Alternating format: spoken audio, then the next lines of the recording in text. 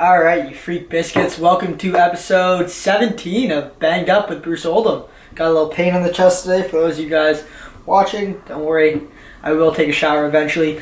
On today's episode of the podcast, this is actually probably one of my favorite ones because we got No Bird. We got Noah Porter McLennan, one of my, a really, really good friend of mine, a good skiing buddy, and just an all-around amazing dude. He's been skiing for, probably since he can walk. Did his first double, I believe, when he was 12. So, kid's been on it for a while. He's now currently competing on the national team, so we talk about that. And we talk about everything else he's been up to. He's been climbing towers, all this cool shit. And dude recently tore his ACL, unfortunately. So, for all you guys out there in the skiing industry and other action sports, you know what that's like. It happens, and he's taking it well. He's rehabbing hard, and we'll talk about that later on. But I really hope you guys enjoy this podcast. It's an awesome one. Before we get into it, I just want to say thank you to my sponsors. The podcast is brought to you by Four Sigmatic Mushrooms, and they have all the best shit. Look at this. This is coffee right now. Sipping on it. It's got chaga in it. Good for your brain. Promotes healthy brain activity. All that good stuff. Tastes awesome. They just have really good products that are healthy for you and all around good stuff. So if you guys want a discount on that, use the coupon code THEKID at checkout, all caps. And I think you get 25% off. Also, a big shout out to my ski sponsors for the upcoming season. We got K2 and we got Vertica. And there's a couple more in the works at the moment, but those two are supporting me throughout the season. So thank you to them on the podcast. Give them a little shout out. We're going to keep doing that from here on out because, you got to give back to the people that give to you. Anyways, with that being said, welcome to the podcast, and I hope you guys enjoy. Mwah! Welcome, creatures of all shapes and sizes, to Banged Up with Bruce Oldham, aka The Kid. This is an action sports podcast, the likes of which the world may never have seen before, and may never see again. I hope you guys enjoy.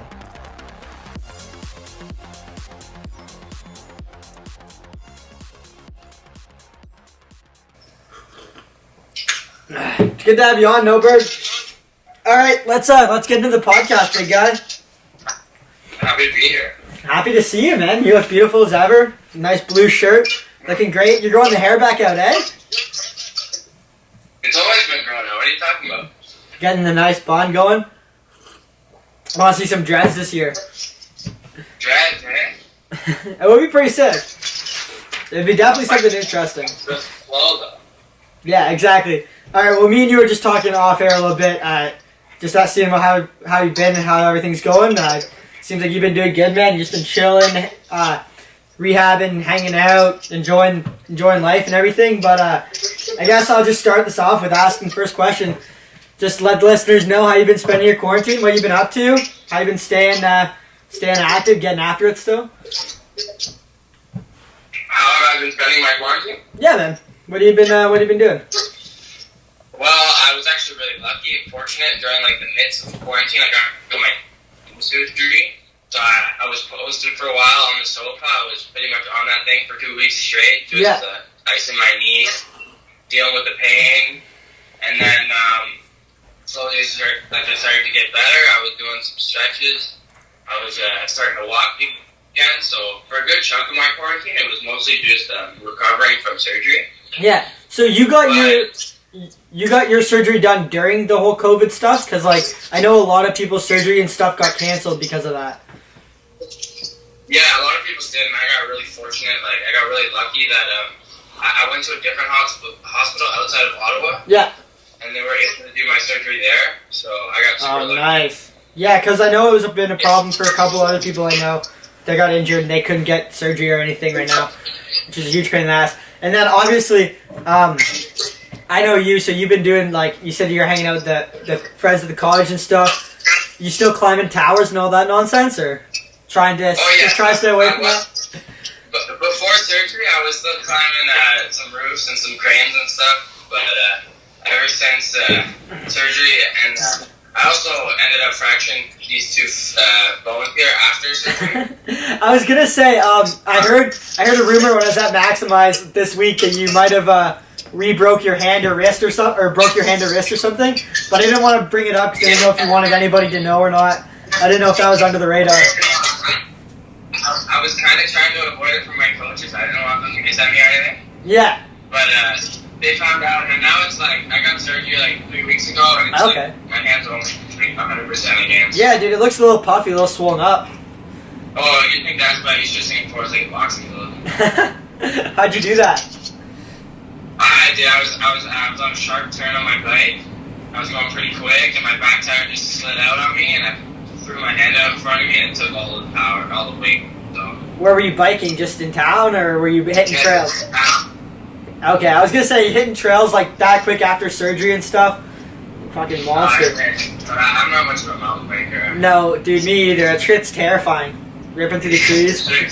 Absolutely insane. Dude, I want to come crane climbing with you and like do that shit. That sounds awesome. Have you got caught? You haven't got caught or anything yet. Any close calls or no? Not really, no, because we usually go pretty late at night, but I would be super down to try like doing a sunrise one. I think that would be super sick, being out there. Yeah. Do you ever have to... Do you ever... Get some shots? Yeah, for sure. It'd be make an interesting vlog or something. Or just like shots in general. It'd be super sick. Maybe next time I'm in Ottawa, I'll hit you up. Do you ever... Have you ever, like... Do you ever worry about that, though? Getting caught or just not? Oh, yeah. It's half the fun, though. Yeah, it's half the fun. All the adrenaline you get going up there and seeing if you're going to get caught on the way down type of thing. So I'm sure you haven't been climbing since you hurt your hand, though, eh? No, I haven't. Good. Good boy. Good boy. You've been rehabbing hard, though, right? Oh, yeah, heavy every day. Sick. All right, dude. Well, let's get into your story, man. I know you forever, and you're a really good friend of mine, good skier, and one of the boys. But nobody in the podcast knows you as well as I do, so you might as well let them know about you. So, classic question. Start off pretty much every vlog like this. Pretty basic, but gets the people informed. So, how did you get into skiing? Where'd you grow up? And yeah, all that good stuff. How did I grow up? Where'd you grow up? How'd you get into skiing? Kind of sports you played as a kid? Just a little background on you.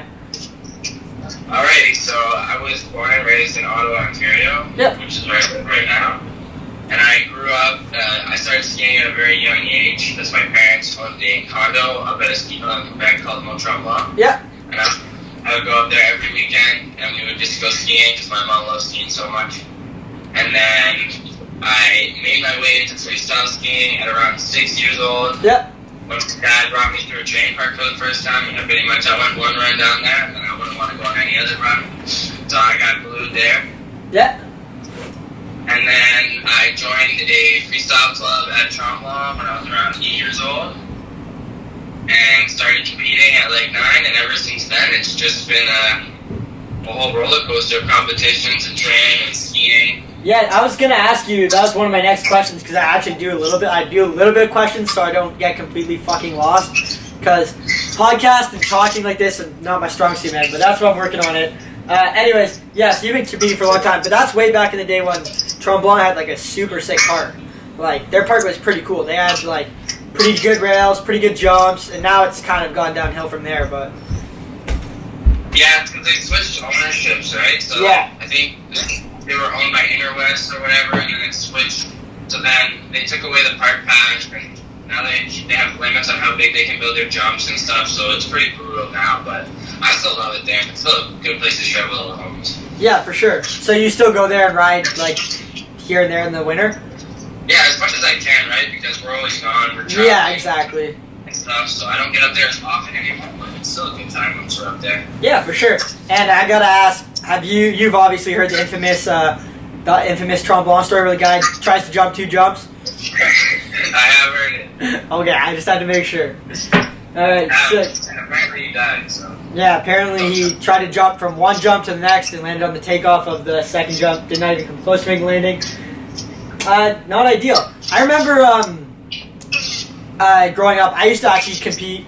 I don't think I ever competed against you in timber tours, but I remember going to timber tours and competing because there's age groups in them, but competing and watching you do tricks that I was doing or better than I was doing, and I was like, what the fuck? He's this little Quebec kid just launching. But I remember watching a video because me and you went. We'll get into this in a second, but me and you went to Momentum together. That's how we first started. Hey, that's how we first got to. Hey, how are you? Good. Nice to see you. Uh-oh. You too. Yeah, we're just doing a podcast. No worries. Yeah, anyways, but we first like kind of really got to know each other when we went to Whistler. But I was just getting at like when was the first double you did? What age? Because I remember it being like super young and you just reefed around a dub flat on like some trombone jump. So. Oh yeah, my first double. I was in grade 6. I remember. Grade 6. You did your first double. Yeah. That's insane. I wasn't even skiing till I was in grade 10. Yeah, it's pretty funny. That's awesome. It's that group you ski with, man. It's like they all get so fired up, and then as soon as one person does a double for the first time, everyone else gets all fired up and wants to do their own. So yeah, that was back. That was back in the day when like you, Phil, and all the other guys at the end of the season would build like a little jump, and everybody just launched for their camera and stuff like that. Yeah, exactly. But when I did my first double, it was actually when the ski was still open, and they still had some pretty prime jumps. Yeah. And we were all just lost. I remember just the day I did my first dub flat, I think Phil tried his first dub 10. Yeah, when Phil tried his first dub 10. It was pretty gnarly. Yeah, super gnarly, dude. That's a young age to be reefing around doubles, man. And it's good to see that you're showing. That's what's so cool about this sport, man. Like, people like me and you, like, completely different age groups, get into it at different ages, can get along just fine and shred together, which is sick. So, going off that, our first time I really got to ski with you and hang out with you was the Whistler trip to Momentum, right? And you were on FSO with me? Yeah. Yeah, so we had the Freestyle Ontario, or Freestyle Ontario, put together like... Yeah, with Jordan Fritz, put together like a little like Momentum summer camp and then convinced all the parents to go, like, get their kids to go to Momentum for a week, but not with actual Momentum camps, but with Freestyle Ontario. So me and Noah ended up there with me, him, Braden Wilmot, a couple other young ones coming up. And me and Noah just kind of got along well because we both like to send, and we weren't huge pussies like some of the other kids on there that were just getting into it, and we were probably the more advanced skiers.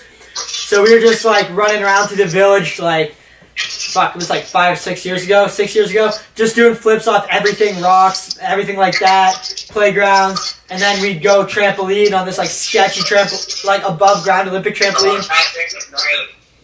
Thing was so gnarly. Me and Noah were just out there trying to do tricks we never done, just getting tossed. But we got along really well because for me, I really sucked at skiing at that point. Like, I was just learning my first corks. Noah was like had that stuff dialed in, but we both had like really wanted to send. So we were always the kids. Like, I think we skied Momentum 6 days. I think I learned 1 to 2 new tricks every single day at Momentum that year. Like, you're on one, that's for sure. You were on one too, dude. We were like, first lap of the day, we do front flips like through the park, and we have no clue what we're doing. I don't know how to do a front flip. I still don't. We like, yeah, I remember that. We'd try to figure out a rodeo, and you'd be like, I think it's like this, and I'd be like, okay, and then I'd fucking send it, and you're like, want to try Misty? And I'm like, yeah, sure, I think it's like this, and then we both just try it. If you try it, I'll try it, and like just hucking and just like trying to, those are some of my favorite times of skiing back in the day, like doing that, like with you and stuff, and at Mount St. Louis with all my buddies, like Tamaj and Matiosh and them, just like, hey man, if you try this, I'll try this, and just saying, fuck it, what if I land, and just sending and just trying new things.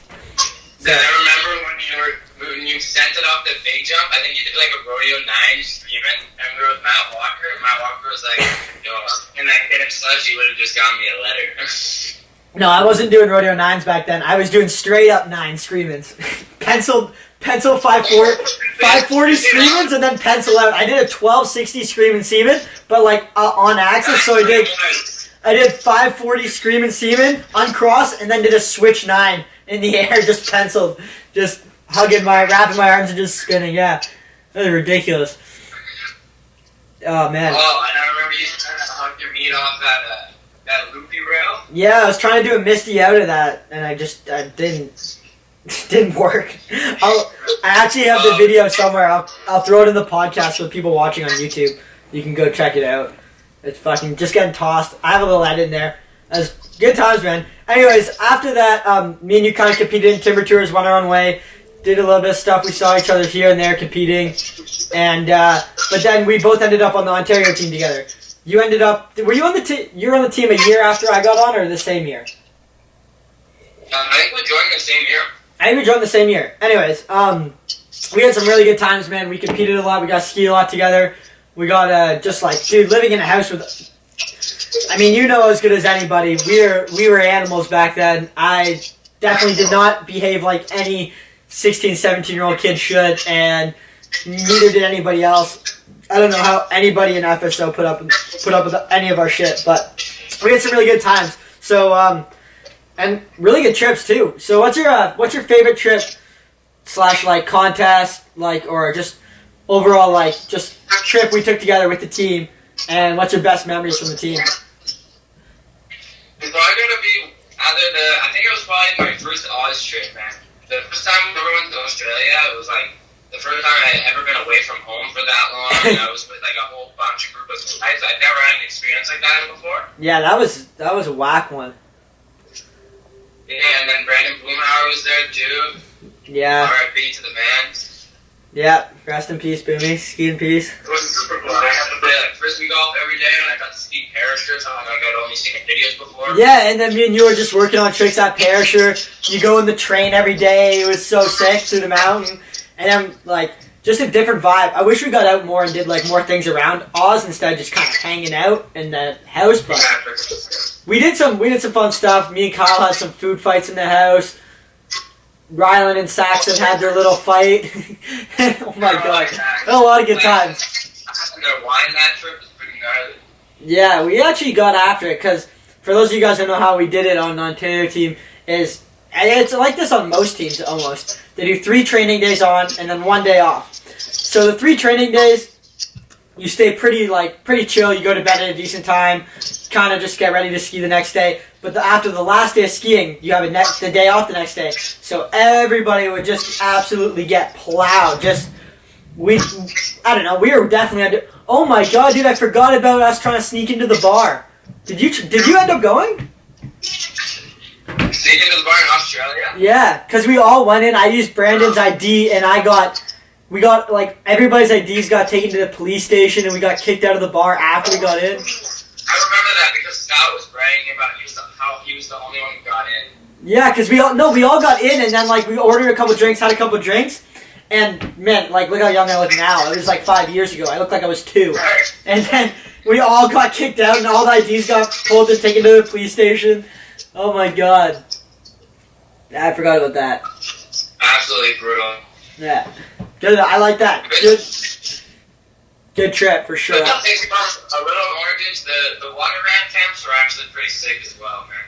The water ramp actually get up to after like skiing, right? Yeah, the water ramp camps were fun, man. Because like obviously water ramping was like the only way we were training back then. You don't have Maximize or anything, but Maximize is obviously a lot better training. But like after water ramps, you just tramp, hang out, go swim in the pool, send some cliff jumping stuff. We used to go to that one. I don't know where it was, but that one cliff jumping spot was super sick. And just hang out at, what was the mountain? Again, why am I forgetting the name? Mountain? The mountain that we always stay at. Like, in... Stoneham. Stoneham, yeah, Stoneham. Oh my god, then we got all the Kyle and milk hunting stories too to attach to that. We'll save that for another podcast. It's incredible. Yeah. I remember that rock wall at the place that one time? Yeah, I remember the rock wall very well. I have a video of me trying my first triple misty and landing right on my stomach. That was not good. I remember that too. Yeah. Dude, yeah, and then good times, man. I like the trips. All right, cool. Well, we'll get to the most unfortunate question of all, I guess. How's the knee doing? You feeling pretty good now? You rehabbed? You starting to feel like you're getting back to normal? You feel good? We're 3 months off pretty much right now. 3 months? And yeah. Nice. And so pretty much what the physio told me how the knee works after knee surgery is like when you get the surgery, your ACL is actually pretty strong because you have a fresh tendon in there. Yeah. But then as it starts healing, it gets weaker and weaker and weaker because it's healing. Yeah. And then once it's fully healed, it's kind of at its bottom, which is like around 3 months. Yep. And then it starts working its way back up to getting stronger again. So like, even though my knee right now, it feels really, really strong, and like it almost feels normal, it's still super weak. So I still have to be super careful with like when I'm running, like playing sports and stuff. I just have to be really cautious to make sure I don't have any slip-ups, right? Yeah, but the fact that it's feeling strong right now and it's at the weakest, and you're doing everything properly and you're rehabbing properly, you'll be fine. Yeah, it's feeling good. I just still have to be careful and stuff. Yeah. So I feel like it's after a bit. I've been doing a little bit of cliff jumping carefully. Yeah, I've heard. And, yeah, I've heard you've been doing cliff jumping, but just landing on your stomach. Just doing the what is it called when you? No, I haven't been doing that stuff. Not the stuff that Bert does. Oh, I thought you've been doing that stuff just to avoid the knees. No, I've been doing a lot of like front flips and a half to my head. Oh, okay. Yeah, that's better. Hell yeah, dude. And then obviously I saw the video of what happened, but that was super fucking gnarly, man. So just walk me through how that happened and what was going on that day. Like and if you want to talk about it. I'm more than happy to talk about it. It was just like pretty unlikely for it to happen that day. It was like training. It was the morning of the comp at Mammoth. Yeah. For the NORAM. Yep. And we had to train that morning, and training went super good, man. I was doing right 12, switch 12, left 12, and I was feeling feeling good. And I laced my rails. Like, practice went really good, by the way. Like, it was chill, and then my run was like 5 minutes after practice, so it was like pretty much just like another practice run, right? Yeah, that's ideal. Super ice. But I think this is like one of the first times I was ever like actually doing a comp with music. Oh, really? So I was bumping pretty loud, and like as soon as I laced my rails, I got like really pumped because like that was the hardest part of my run. Yeah. So I was getting pretty pumped, and like it was super flat light, and the speed was pretty weird on that first jump. Yeah, I heard. It had a super long in run, and like it had a pretty short landing, and it wasn't that big of a jump. So to do a dump on it, you had to go pretty deep. Yep. And so I did my right 12, and it felt so sick. I did like right 7, and then right fork 5, and like I felt the tweet 60 in the air. Yep. And I was like, this is gonna be sick. And then like I put my feet down to land, right, and I look. And I'm still like 6 feet in the air. So then I just like open up, spread out, and I just keep twisting and pretty much just land like in the splits and like just get absolutely destroyed. Yeah, it was super gnarly. I think I can throw the video in here again for people watching on YouTube, but I watched it and I was like, oh fuck. That's a gnarly. Yeah. One of the weirdest parts about it is like when I landed with my knees like out like that, and I hit my tailbone really hard. Yeah. But when I landed, all the pain just shot straight to my tailbone because I didn't even think I hurt my knee. So like all that pain went to my tailbone, so it hurt so bad. Yeah. And then I got up and like everything kind of felt green and stuff, and I'd never felt like that before, so I knew something wasn't good. And I skied down to my coach, and he kept me up and got on the phone with the insurance to make sure I could go to the hospital and stay pretty much, so. Yeah. Damn, dude. Yeah, well, when I watched the video, I was just surprised you didn't do both knees. Like, it was gnarly. Yeah, it's true. In the video, honestly, it looks like my left knee took the worst of it. Yeah, but it was right.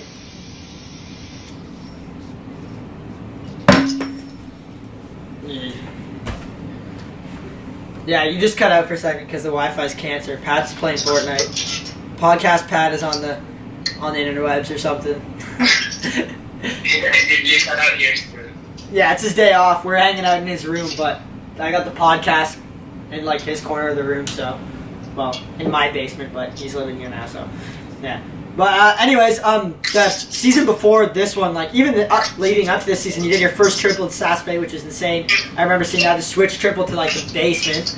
That was fucked. But you absolutely murdered it. You made it onto the Canadian team. You're starting to compete in World Cups. Did you compete in the World Cup? Yeah, you did. You competed in 1 or 2, right? Yeah, I think I competed in 3 this year. Or 2. So I went to the one in France and and then Italy. Oh, okay, yeah. No, I remember that one. So tell me about that. Tell me what's that like? What's the experience like? What's it like competing with all those big dogs? What's the courses like? All that shit. Well, the courses are pretty similar to NORAM courses, I would say, despite that the rails are a little gnarlier at a lot of them. Yeah. But the jumps are roughly the same size. Like, oh, really? Even smaller. Aspen, like, that course is, like, one of the best courses you can ride, right? And, like, the jumps on that course are crazy. And, like, Yeah. They're all the jumps are adjustable though and stuff, so they build them for what they want to see, right? But yeah, exactly. The level of competition is crazy. It's like you have to land like the best run. For me at least, I try to land like the best run I ever landed before, and like still not make fun. So yeah, it's like the competition's crazy. Yeah, that's fucked. So what was the coolest course you hit this year? Or, I guess last year? Oh, definitely Italy. Italy? Italy for sure, man. It was an incredible course. Like everything was perfect. Everything's like cookie shape cut, and like the jumps were so nice. I was having a lot of fun just training on them, man. It was like so much fun just being able to toss switch flows on a fat jump that. Yeah, just on a fat jump, you just float everything out. And yeah, dude, like you see the videos from those places, and it looks like everything's like perfectly taken care of, like perfectly raked, perfectly cut. It's just like picture perfect, man. That was the competition of the year too. Like it's so nice, and like at the bottom they have this little like these huts, right? You got free beer, free wine, free what? Wine. Yeah, man. Like if you're in that comp, you get hooked up. Okay, well I'm coming to Europe, and I'm definitely gonna have to check this out, even if I'm visiting, spectating. What? Did you get a lot of training time, or? Yeah, we get 2 to 3 days usually. Oh, that's good. That's tons. Lots of training. Yeah, that's sick. What's the coolest place you've gone for skiing now then? Because obviously you went to Europe a couple times last year, so that's got to probably beat most of them. Yeah, I think Italy again, man. I've never been to a ski hole like that with the scenery and stuff. Yeah. Sounds favorite actually also really cool. It's in that little town. There's a lot of cool places in Europe, man. For sure. Dude, there is. I'm going to try to get out there next year, even if it's just to ski for me. But it just looks like something that has to happen. Yeah. Yeah. It's definitely something that needs to happen, man. It's a really cool experience. Yeah, it would be so sick. All right, well, last question. I'll let you go. You can give Judy your office back. So I basically ask every guest this, but what's the future look like? Where do you want to go? Where do you see yourself in 5 years, man? Or 5 years less, anywhere like that? But what's the game plan? 5 years. We'll go 5 years. If I'm 17, I'll be 22, 23-ish. So yep.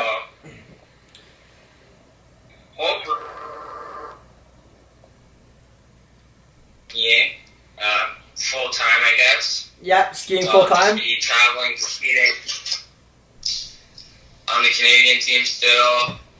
I'm pretty much just gonna follow my dream of skiing for as long as I can until the body gives up on me or it's just time to call it quits.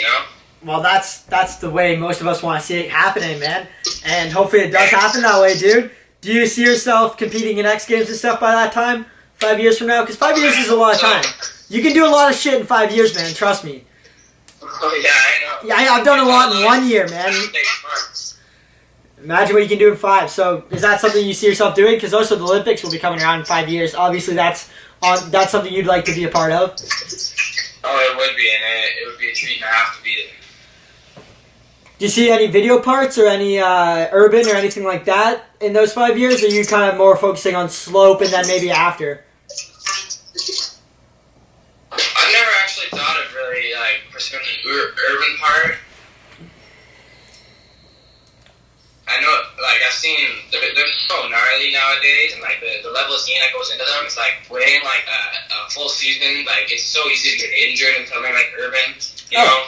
But yeah, I would definitely love to make maybe not a part, but I definitely still be doing some urban skiing here and there with the homies, Yeah, and even just an overall ski porn or whatever, just a full edit, couple urban shots, couple backcountry shots, some park bangers and shit like that.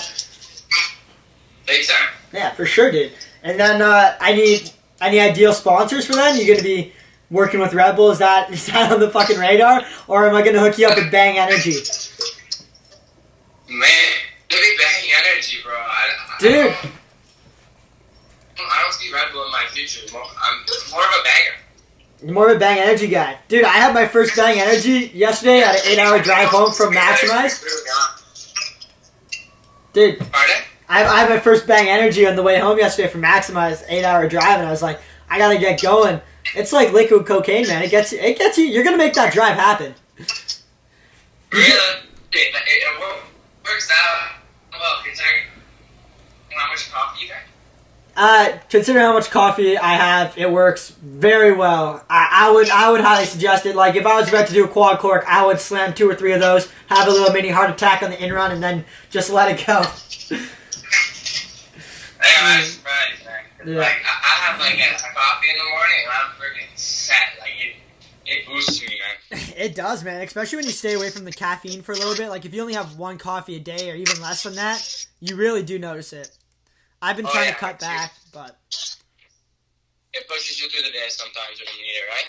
Yeah, exactly, man. I'm on my second one right now.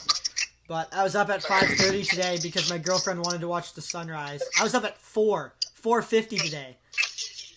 For Jeez, Louise, so it's like 6 p.m. for you right now.